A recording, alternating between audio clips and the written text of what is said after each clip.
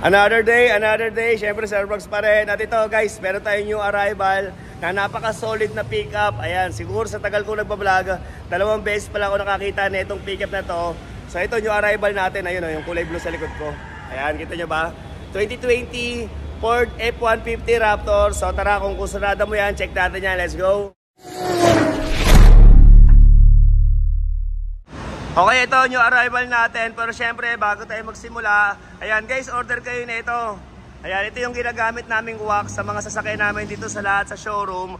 Ayan, kaya napakakintab na mga unit namin. Ayan, nasa comment section kung saan kayo order. Meron tayong maliit and then ito malaki to eh.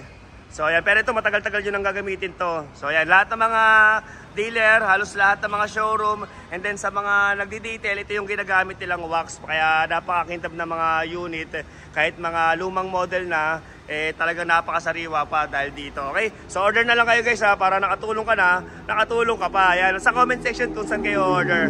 Okay? Okay, so ito, 2020 model, Ford F-150 Raptor. Ayan, 3.5 V6 twin turbo gas engine. Ayan, 450 horsepower. Okay, automatic transmission, kulay blue. Ayan, baka may naghahanap sa inyo. Ito, sobrang bihira lang natin magkaroon nito.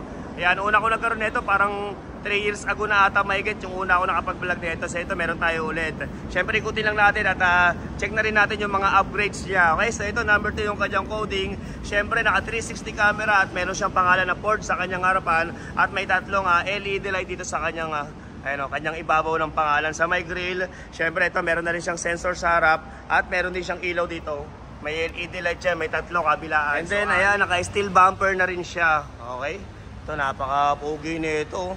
Siguro pag nagkaroon ako nito, isang sundo ko lang sa chicks na pinopormahan ko, matik chicks na nila kagad. And then isa pang maganda rito ito solid yung mags nito. Ayan, naka KMC Max, ayan, worth 250,000, and then yung kanyang gulong is 25 each, 25,000 each, yan. Ayun sa may-ari yan. Siyempre may stepboard na rin, naka-tint, siyempre meron pa mga setting dito kung anong gagamitin mo dyan sa siyang Okay, so ito upgraded na rin yung kanyang mga shock. Ayan, not sure kung magkano yan eh. Okay, at dito naman sa bandang likod, ayan, meron na ring 4 na sensor, and then merong nakalagay, nakadikit dito na, ayan, Ford Raptor, na brand ay Lobo, ayan, and then may cover na rin siya banda rito. Ito naman ang brand naman nito, ito, Outlander. Ayan, and isa pang solid dito itong kanyang tambucho, ayan, upgraded na rin. Ayan, napakalakas yan, dalawa. And then na-adjust yung kanyang lakas, pwedeng inaan, pwedeng mas malakas pa. Ayan, kaya kung gusto mong mas maingay, syempre, mas lalo lakasan mo. Okay, so punta naman tayo sa dito naman sa kabilang side. Ayan, kung mapapansin nyo, napakasariwa pa ng kanyang pagkapintura. Halatang bihirang-bihira lang gamitin.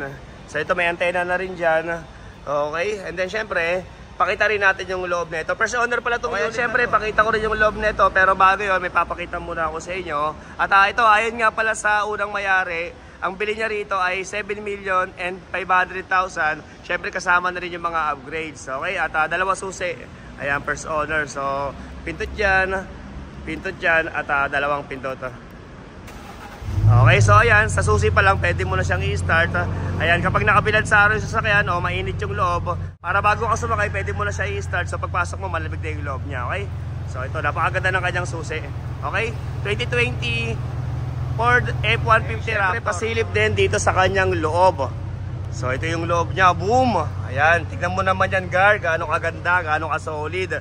So ito, naka-leather seat lahat ng kanyang mga upuan na may pangalang Raptor. Ito, napakalapad ng kanyang armrest. Ayan, parehas kayo, pwede isandal yung inyong mga siko dyan. Siyempre, merong compartment dyan pag in-open mo. Maluwag din. Okay, automatic transmission, may 2 lagayan ng baso. May stock na monitor, siyempre push start button. Ayan, at naka-paddle shift na rin to. Then yung kanyang saktong mileage ay 45,380.3. At ito, sa kanyang steering wheel, napakasariwa pa.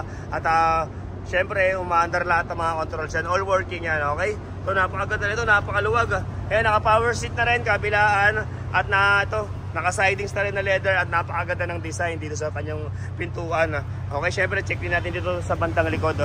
Yung kanyang mga upuan sa likod. So ayan, napakaganda luwag na ito. Parang kasya 4 na tao rito kahit matataba. So ito naman, may aircon na rin dito. Syempre, sa mga gusto mag-charge ng cellphone, pwede rin. At isa pang maganda rito ayan, may sunroof and moonroof. Ayan, nabubuksan niya yan, okay? Check din natin yung kanyang sunroof kung gumagana. So open lang natin. Yan, dito ko na lang hinarap sa akin. Sana mo, huwag kayo maumay sa mukha ko. So ito yung kanyang ayan, sunroof, pinopen lang natin. So working siya. So ayan, okay. At syempre sa kanyang monitor, ayan, meron siyang audio, may climate control, may navigation, may Apple CarPlay. Ayan, okay. Dito lang ako pumesa sa bandang likod, syempre para mas maluwag at mas makita nyo yung bandang harapan ng ating Ford F-150 Raptor. Okay. At open dito sa financing syempre para sa sample quotation, mag-direct message kayo sa messenger ko sa Starbucks para mapasa kayo ni admin ng estimate ng sample quotation and then ng list of requirements. At sana guys, kung bago ko pa lang dito sa aking vlog, sana huwag kalimutan na mag-like and follow. Siyempre marami pa tayong mga available unit. Baka next content natin, isa na yung mga sasakyan ipapakita ko na mga inihintay nyo sasakyan na yan. Marami pa tayong mga new arrival okay? Sana mag-like and follow kayo. At kung sa YouTube naman, sana po subscribe na rin. At sana huwag kalimutan na mag-comment. At ayun, sa may gusto nito, ang asking dito ay 4,158,000. 4,158,000. Pero dito sa atin, ayan, 3,998,000 na lang siya. Siyempre sa price na yon, sa 3,998,000, kasama na rin transfer of ownership dyan. At kung pasuna, siyempre sama na rin natin ng rehistro. At negotiable pa naman yan. Siyempre yung 8,000 sa dulo, hindi sa akin yun kasi siyempre beta ako sa mga yan okay?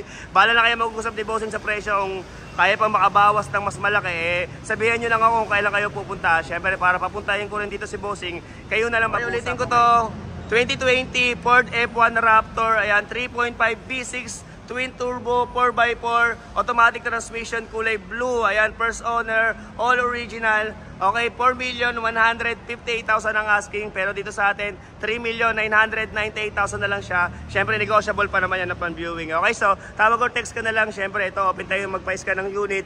Sabihan nyo ako para madala ko rin yung scanner ko. At abang-abang na lang kayo para sa ibang sasakyan na hinihintay nyo, siyempre. Okay. At ayun, isang unit lang muna. Sana naintindihan nyo yung vlog ko rito kasi alam nyo naman, high-end to. Hindi pa ako sanay mag-vlog ng mga ganitong unit. Kung may mga features na hindi ako nasabi, i-search nyo na lang sa Google. Yan, tignan nyo na lang kasi yan, ngayon lang kasi tayo ulit nagkaroon nito. Pero sana nalibang kayo. Siyempre at muli, Starbucks nga pala, ang pinakagwapong bugaw ng mga repossessed cars. Thank you very much for watching.